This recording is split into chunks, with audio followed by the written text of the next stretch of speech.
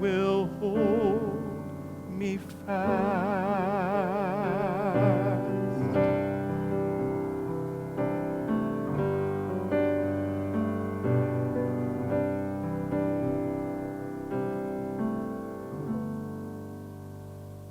Well, welcome back to week 2 of I Am a Church Member. I have to confess that last week I did something that I told everybody not to do. That we weren't supposed to make it a meal. Think of it as an appetizer or dessert. You can eat dinner after or before going over there. Well, I made a whole meal out of Len Brown's amazing chicken salad. And then I went home and I had dinner with Michelle because she did what I asked and she didn't make it a meal. Well, I hope you had a good time last week visiting, and you know, it's such an important dynamic to be able to relate with one another in these home groups. The material that we're studying is definitely important and it's worthy of our attention. But the extra opportunity to build relationships with people that we might not normally see at church, that's invaluable. Well, as we began Dr. Rainer's book last week, we discussed the term functioning church member. And I'm sure you had some great conversation in your home group about that. Now, I tried to be quiet where I went, and I just wanted to listen since y'all have to hear me all the time. And I heard some very insightful things. The one that really struck me was a comment, an idea that Mark Vickers made in our home group. Mark explained that reading the Bible off the printed page wasn't really working for him very well. So he started using the audio Bible to help him engage with Scripture. And when he said that, I thought that's what it means to be a functioning member. If something isn't working, you figure out how to make it work. Functioning church members are always trying to figure out how to make things work better. So great insight, Mark. Well, as noted last week, we all have a picture of the church, and that picture will no doubt come to mind as we delve into chapters 2 and 3. And by the way, if you hesitated to read the book, be encouraged. These chapters are very brief. This book actually came from a blog that Dr. Rainer initially wrote, and they just kind of expanded it to be enough for a book. So the truth is you can read each chapter in about 10 minutes. Well, the next 2 chapters work really well together because both of them address the issue of unity. Chapter 2 is specifically about unity, and chapter 3 talks about sacrificing our preferences for the well-being of the church, and that, in essence, is unity. As a kid, the church that I told you about last week, I remember being outside playing one night late on the church lawn with some other kids.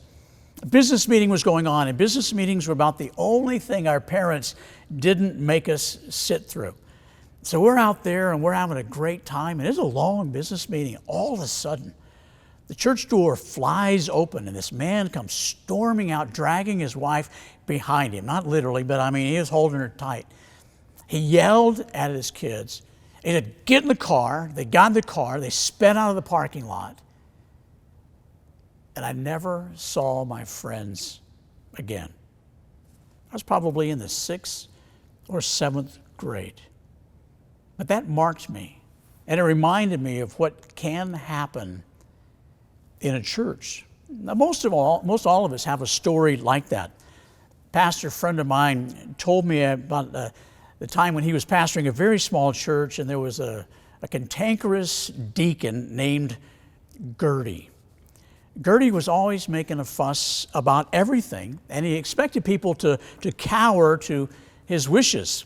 And one time he got all riled up in a deacon's meeting, and he threatened to leave the church if they didn't do what he wanted. Well, as my friend tells the story, immediately the room drew silent, and they kind of reached an impasse and didn't know what to do next. So he called on another deacon to pray.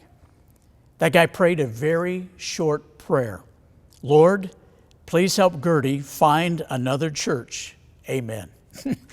Well, we do all have stories like that, and we don't need any more templates about how you can hurt a church. So let's go back to the passage that we noted last week in Hebrews chapter 10. Hebrews chapter 10:25 that said, "Don't neglect your gathering together, as is the habit of some. But previously, the verse before that in Hebrews 10:24, it says, spur one another on to love and good deeds. It talks about that whole idea of unity. If we did that, the church would be strengthened and unified. So the question is, how do we do that? How do we spur one another on to love and good deeds? Well, it has to do with our actions, our attitudes, and our words. But here are a few conversation starters to get us primed for the discussion time tonight.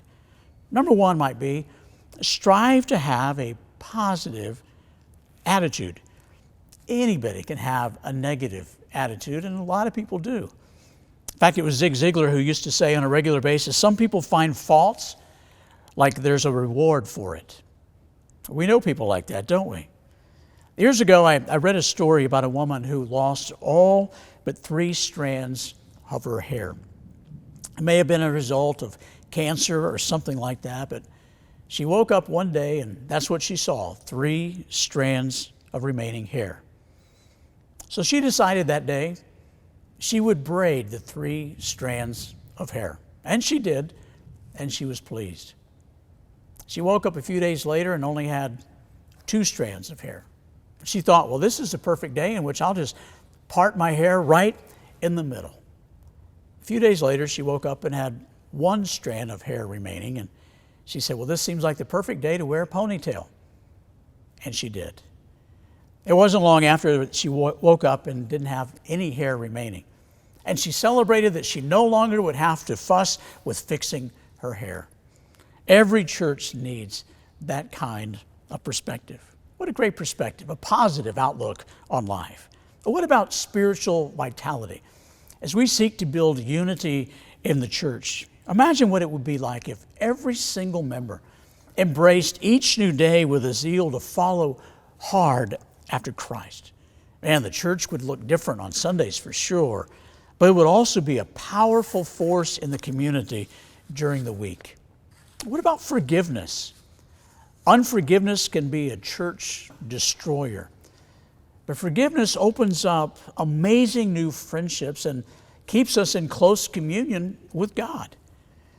You know, from time to time, we'll have a conflict in the church, and it breaks my heart when I stand to speak, and there are people in different sections of the church. I know there's a conflict, unresolved conflict, and neither party has any desire of working it out. Resolved conflict beats unresolved conflict every day of the week and twice on Sundays. What about being open to change? You talk about something that's powerful. It's a powerful force of unity in the church. I guess it was about the 3rd year of being a very young pastor over in Houston, and we were looking at ways we might be able to grow our Sunday school.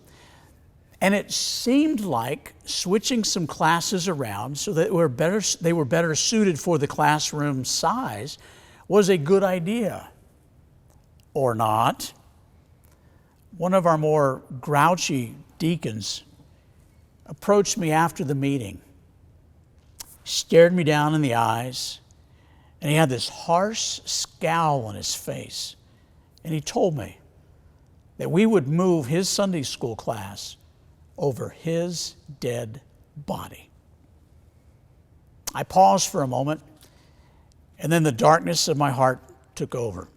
I didn't say anything in response, but I thought, if all we have to do is move a class to make that happen, then I'm going to start moving the chairs right now. Be open to change. Change is a part of any healthy church. So we want to be open to it, and we want to be mindful and aware of its impact on other people. I always remind myself, remember, that everyone likes change that they're initiating. If you're in the driver's seat of change, you love the change. But if the change is being foisted upon you, you're tempted to resist it. And so we want to be aware of how people respond and include them in their process. That's one of the reasons that we're taking time to have these prayer times and discussion times about whether or not we'll go to 1 service or 2 service, what it's going to look like. And then we'll all vote together as a church. Change won't be foisted upon us. We'll talk about it, we'll pray about it, and we'll vote on it. And when it comes to preferences, as you see in chapter 3, just think about those snacks that you're about to enjoy. Now, what you have your eye on right now might not be what someone else has their eye on. We may all share some similar desires in our lives, but we all have different preferences. And that's always evident in the church. Just talk to us about the temperature in the sanctuary. For some, it's way too hot, and for some, it's way too cold every single Sunday. So what should we do? Adjust the thermostat? No, that's not what I'm talking about. Have the attitude of Christ. In Philippians chapter 2, beginning in verse 3, it says, "Don't do anything out of selfish ambition or vain conceit, but in humility consider others better than yourselves." That fosters unity. Christ models that for us. Goes on to say, your attitude should be the same as Jesus Christ, who embraced something that was not his preference, the cross, to redeem us. Mark chapter 10, verse 45, Jesus reminds us that he didn't come to be served, but to serve and to give his life as a ransom for many. As Christians, that's our example to follow. Probably most all of us have had that experience of reaching the airport security checkpoint with something we couldn't take on the plane. We forgot about it. No matter how important it is or how much we want to take it with us, we have to leave it if we want to board the plane and reach our destination. That might be a good visual reminder for us to remember. What if the church had screeners where we had to discard our preferences before we entered? It may not be what we want, but it'll help us reach our destination as a church. Last week, we didn't talk about the pledges that Dr. Rainer has at the conclusion of each chapter. So tonight, I hope you'll take some time to look over the pledges that you see at the end of chapter 2 and the end of chapter 3 on pages 30 and 41. And enjoy your discussion as well as your time together. And don't forget to read chapters 3 and 4 for next week. Love you all. Thanks for listening.